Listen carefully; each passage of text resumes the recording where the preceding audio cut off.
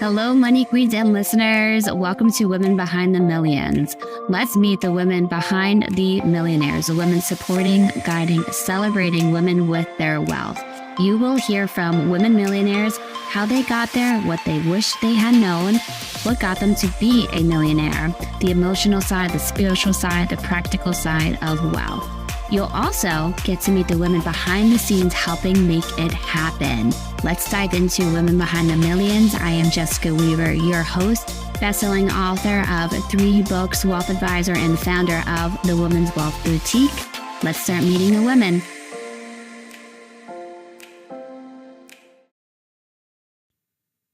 Hello, Money Queens. Thank you for tuning in to another season of Women Behind the Millions. I'm your host, Jessica Weaver, and we are in our financial trendsetters era on this season where we feature one of our authors from Financial Trendsetters 2.0. And the theme of this issue of Financial Trendsetters is that iconic legacy, right? How do we have this big impact in this world? And tonight we're specifically talking to the female CEOs out there or the women who are ready to leave the corporate world behind and embrace building their own business, their own assets, right? Building their own wealth for it too. So I am so excited to have on tonight's episode, Catherine Valega. She is one of our co-authors of this book. I've known her for several years now. She is the founder of Green Bee Advisory. She works with high-achieving women who've built incredible lives and now want a financial strategy that honors everything they've worked for. Having worked in a male-dominated industry for decades and 4 daughters of her own, she is all about female financial empowerment. And she has such a strong story of her own and really embracing her own financial independence at such a young age. So I can't wait to see what got her going there, what seed was planted at a young age that got her on this pathway right away. So let's bring onto the stage Catherine Valega from Green Bee Advisory. Hello, Catherine. How are you tonight? Hello. Thank you. Good to see you. It's so good to see you too. I loved your quote that you used from somebody that I really respect and admire, who semi-stalk online, Sarah Blakely. She says, "I pledge to invest in women because I believe it offers one of the greatest returns on investment. I'm committed to the belief that we would all be in much better place if half of the human race, women, were empowered to prosper, invent, be educated, start their own businesses, run for office, essentially be given the chance to soar." And I love that term, soar. And 2, what made you want to pick this quote?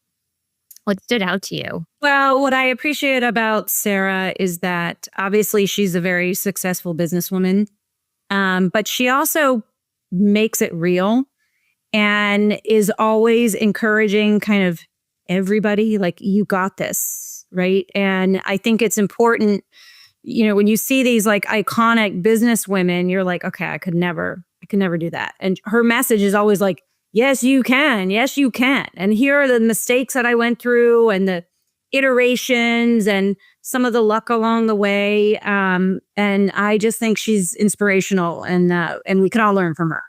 Yes. I just saw before this episode on social media, she posted a picture of herself when she was a freshman in college in a bikini at a jewelry store. And she goes into the store. Talk about being courageous, right? She's a risk taker. You love working with women who are risk takers. She fell in love with this ring at the jewelry store. And back then, this is in the 1980s, it was worth $120. And she asked the gentleman, the entrepreneur in her, does it ever go on discount, right? Is there any negotiation in this price? And he goes flatlined, if you show up in a bikini, I will give it to you for half off. You know what she did, Catherine? The next day in the winter, she shows up in a bikini. The manager comes out and goes, you have to honor what you said to her yesterday. And she showed a picture of the ring. She still wears it to remind her of how much courage she had. And for you, Catherine, I started off this episode, you talk about in your book that by age 18, you already had your own retirement account set up. What got you on that path to now you're a financial advisor, you're working with women, helping them get in control of their finances. What got you on that path? Well, I'd say a couple things. First of all, I'm the fourth child of, kind of a lower middle class family. My parents went through a divorce when I was going through college, and it wound up kind of really, resulting in my mother and I struggling to figure out how we were going to get me through. To her credit, and she doesn't come from finance, but for some reason, she knew when I had that job, I needed to open an IRA. And so it was sort of like all of the things combined, being kind of, I think often that youngest is like feisty and a fighter, having to struggle to get myself through college and grad school. And then my mother having a certain amount of financial expertise that she relayed, which was great. So I got very lucky because most people don't get any of those tips or pushes or anything. So I got lucky in that respect. How did she know about it? You think of women in that generation, a lot of them don't have that education. Yeah, it's funny because we just had lunch today, and she was reminding me that she, ironically, in her relationship, she was the one managing all the money. Okay. Which doesn't typically happen in that generation. And, I think sometimes that wasn't easy, but as she's, reminding me of that story, I'm sort of like, that is a much better situation if you are managing the money than not getting involved. So she did. I mean, she had to be scrappy and manage every penny for the family. And she also worked in a kind of a corporate setting, actually in a benefits and compensation department. So there was a lot of talk of, numbers and what types of benefits are available to you and whatnot. But yeah, I mean, she hustled. She went back to undergrad in her 50s and got her degree. In part really because she had to. So, yeah, I mean, we were sort of feisty fighters, if you will. Hustlers. Yeah. You're not letting where you are in life keep you there. You're currently looking for how can we improve? How can we get better? It's amazing. That isn't traditional. As you said, that wasn't the standard. And it brings up the topic of why aren't women talking about investing? And I know that's something that you work very hard to break that cycle for women, to get them engaged, educated, empowered by investing. In your expert opinion, why aren't women talking about investing more? I mean, unfortunately, I think some of those old gender roles really still hold true. Yesterday, I was at a networking event, and I was sitting next to a power woman who works in venture capital. And I was explaining sort of what I do and how I work with women. And, this is fast forward 30 years. And she's sort of like, women still need this support. For some reason, we get involved in relationships and just decide to cede, maybe some of the caregiving to some of the more, I don't know, detailed, or they're not interested. So like all of those stereotypes are still true today. And that's what we're trying to break. Yes, exactly. You put a great statistic in your book. This is according to Bank of America study in 2023. 85% of charitable giving decisions made by affluent households are orchestrated or influenced by women. Is this what you see when you are working with female clients, that they're already thinking of, right, how could I use this wealth to give back? Absolutely. We'll look at tax returns of clients and run tax reports and see charitable giving. Then we'll talk about how do we incorporate tax efficient strategies with your wealth. I think in general, not to generalize, but to generalize a little bit, right? Like women tend to be empathic, and there are causes that come across our radar that we feel impassioned to support. And so, as you're sort of growing your wealth, there are ways to do it. You write a check, et cetera. But once you've accumulated a little bit more wealth, then I want to be tax, smart with that giving. And we have a lot of great options at our fingertips that allow us to be tax smart and proactive in the giving and getting our children and our legacies involved in that. And I love that. I love hearing what people are passionate about, and then kind of showing them the strategies that, yeah, we can support your goals and also be really smart with the dollars at the same time. Yes, you can give more in that regards. It's not like we're giving just for the tax benefits. You already wanted to give. Now you get this piece of it, so you can do more with that money as you're gifting it. And what's neat is you see more women breaking multi-generational patterns, stepping into more CEO roles, executive roles, furthering in their education, like you getting your master's, getting their PhDs. What I've been noticing, I'm curious for you too, is along the way, they've had grants or scholarships or ways that they could do that, even though they didn't have the financial means. And now that they're successful or on their pathway to being successful, they're already thinking of, I want to do the same thing, right? I want to have a hand backwards so that more women can do what I've been able to do as well. What are your thoughts on that, Catherine? Absolutely. I mean, it takes a village. And I think, in my philosophy is if your financial plan, your financial situation allows you to both take care of your family and your own independent goals, and there's still some money to work with, I am a huge believer in being philanthropic. And, sometimes it takes introducing the conversation with clients that they hadn't thought of that before, but it's like you really can make a difference, and it feels really good. I mean, if you wind up, issuing a grant from a donor advised fund and then receives a letter from that organization, like how impactful your grant was, like that just makes you feel so good, right? Like, the old saying is like, it feels better to be nicer to people. It's almost, more of a gift to you than it is to them. So it's fun to get involved in those conversations and to help promote them where we can, and, potentially grow our philanthropic dollars to give even more, and then get other generations involved too.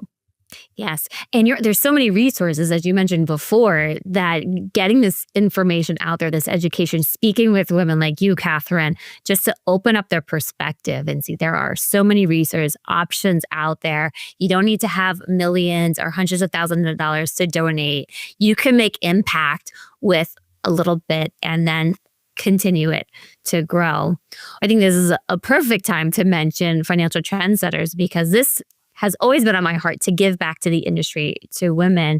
And I'm so grateful for women like you who partnered with us to put together the Financial Trendsetters book series, and the book proceeds, our gala tickets, all of that goes towards our Financial Trendsetters Scholarship Fund. So let's take a look at the newest Financial Trendsetters. Women, go ahead, grab it, buy it. All of those proceeds go towards our scholarship fund as we talk about giving back in a big way. What happens when 13 powerhouse women in finance share their stories? You get Financial Trendsetters 2, a bold, inspiring collection from women who are reshaping the financial industry from the inside out. These aren't just advisors, they're creators, connectors, trailblazers. Each chapter reveals the real stories behind their rise, how they're building wealth, redefining leadership, and creating a lasting, iconic legacy. Sharing their real stories of growth, grit, and owning their brilliance. Proceeds from sales of Financial Trendsetters 2 go to support a scholarship for young women entering finance. Available now on Amazon. All right, we are back with Catherine, who is one of our featured financial trendsetters of our newest book. You can go ahead and grab it now on Amazon. It is available. So excited for this book to get out there. Your chapter was incredible, Catherine. And I want to talk more. You love to work with women who are ready to put on that CEO hat, that role. What got you to want to do this kind of work? And then we're going to go into that CEO mode that you mentioned in your chapter as well. Yep. Yeah, sure. Well, I've had a long career in financial services. I started my career on Wall Street working for Lehman Brothers. and then have worked for other large organizations. I was at Credit Suisse in Switzerland and investment management company in Boston, some large banks. I've sort of done it all throughout my career. But in many of those cases, I wound up reporting to a supervisor who was, let's say, I'll just put it bluntly, dumber than me and like not a nice person. And so at a certain point, I reach this point where it's like, I can't do this. I need to become my own boss. And fast forward, my newest iteration is about 5 years old. And when I tell you, not just myself, but my clients, many of whom are business owners, I'm so excited because they're able to break out of that mold of like, I don't need to report to someone to have an income and a life that I deserve. I mean, that was really sort of about my chapter is if I can help people consider, getting out of reporting to the man earlier than they may have otherwise, like I am thrilled. And if they already are business owners, like giving them the support and the resources around helping them grow and hire employees, because I know they're going to treat their employees the right way, right? And so I am passionate about business ownership and what I can do to support women to start becoming their own entrepreneur or, further their entrepreneurship journey. I love that. Oh, what a powerful story. And I love that you are in the same shoes as they are. So you know the feelings, the emotions, that fear, the paralyzing fear at times, and then taking that leap. Correct. You have to, you do have to take a risk. And, I again, going back to Sarah Blakely, I think she's great about talking about taking risks. And I do think a lot of business ownership is, don't overthink it, which a lot of us try to do. We try to get all the details right before we, launch a service or we offer something else. And the reality is you just got to get out there and do it because you're going to get the data. Some things are going to work. Some things aren't. You'll throw some things out. You'll pivot. You'll reiterate. And to me as an entrepreneur, yes, it can be difficult at times, but that's also where you get your excitement. Right? Is you learn each time and like, okay, what am I going to do different next time? Yes. Yeah, you're going to fail. There's going to be setbacks and bumps in the road. And you're right. Sarah Blakely talks about all the time. We're growing up. Her father would ask at the dinner table, what did you fail at today? I think if we get more conversations as women CEOs of where did I fail today? It's like, and just not making it a bad thing, but a learning process for it. It's great that you are there to advocate, but then also guide, help them navigate it. So what is a CEO mode model that you've created to help women leave the corporate world? Well, I really just started collecting. And one of the things I realized starting my own business is that while you may have your idea or your expertise, it's hard to know how actually to start that business, right? Like you can go out and search on the internet, but there's so many different pieces that have to come in to help you. Like, do I need to register? Can I be a solo? Do I need to be an LLC? Do I need, my own bank account? Do I separate? And so I really tried to kind of use my experience and my network of specialists that I've accumulated along the way to say, here is a basic guidebook to get started. Some of the things that will hopefully help you kind of leapfrog ahead versus just trying to figure it out on your own. And it's fun to do. And I'm sure, there's a million more things to add probably daily, but I'm hoping it gives at least some place to start for people. And food for thought and their advisory teams that they want to organize and get together and hopefully set them up for success. Yes. One of the big things is the networking component that you talk about and building, fostering relationships. How have you found success in networking? What are ways that you always are out there trying to connect with women, bring women together? I consider myself a master networker. How the best ladies. Let's listen in. What is I consider myself a master. Now, I will say it's it is part of my personality, right? Like I am an extrovert and I get my energy behind from people and from their stories. I love everybody's stories. And I do some very basic things that I think everybody can do and should do, right? Like I will check out LinkedIn, look at your profile. I will message people. I will see if you're on other social media platforms. If I know people, I'll connect you with them. I think one important rule is to always ask people how you can help, right? So you meet someone and yes, right, you want to be a smart business owner and, you're hoping to get something out of the relationship. But I think it's important to ask them, how can I help you? Right? I love that. Yeah. So, and keeping in touch. I mean, it's easier than ever because you can do it all socially, right? We, decades ago, we had to write thank you cards, handwritten and whatnot. But now we can do things very easily via social media. I will also, if I'm reading an article in the New York Times or Wall Street Journal, and there's an interesting person sort of mentioned, I might look them up. I might reach out to them. I might send them emails and say, I love the story. I'd love to connect. But I think part of it comes from like genuine curiosity. I like people's stories, like how did they get where they are? And then what else do they want to do in life? And how can I help?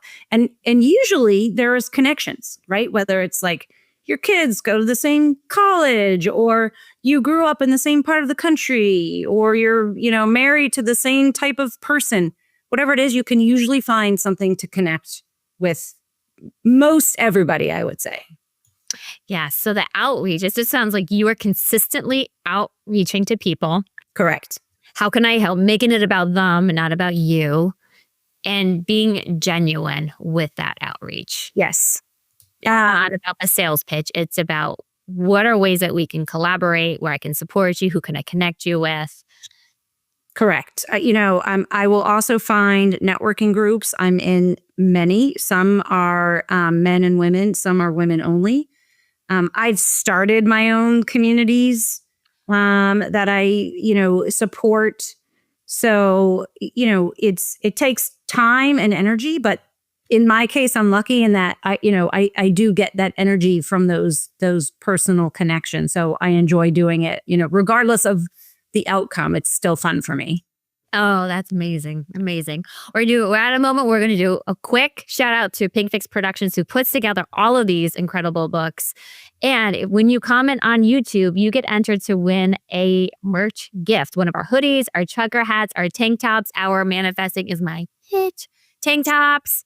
So real quick, welcome to the Pink Fix Shop, where rebels, trailblazers, and legacy builders find their voice in every sip, stitch, and page. From best-selling tees to manifesting mugs, every item is designed to spark conversation and celebrate your story. Start building your legacy in style, only at pinkfixproductions.com. All right, remember to go to YouTube, pop in the comment, ask Catherine a question. She will get back to you. She's going to monitor it too. Because in her chapter, and I'm going to get to it today, but she talks about the common mistakes women make with their founder journeys. So you're going to want to grab the book. You're going to want to read her chapter. You female CEOs or women who want to shift into that, which is just incredible.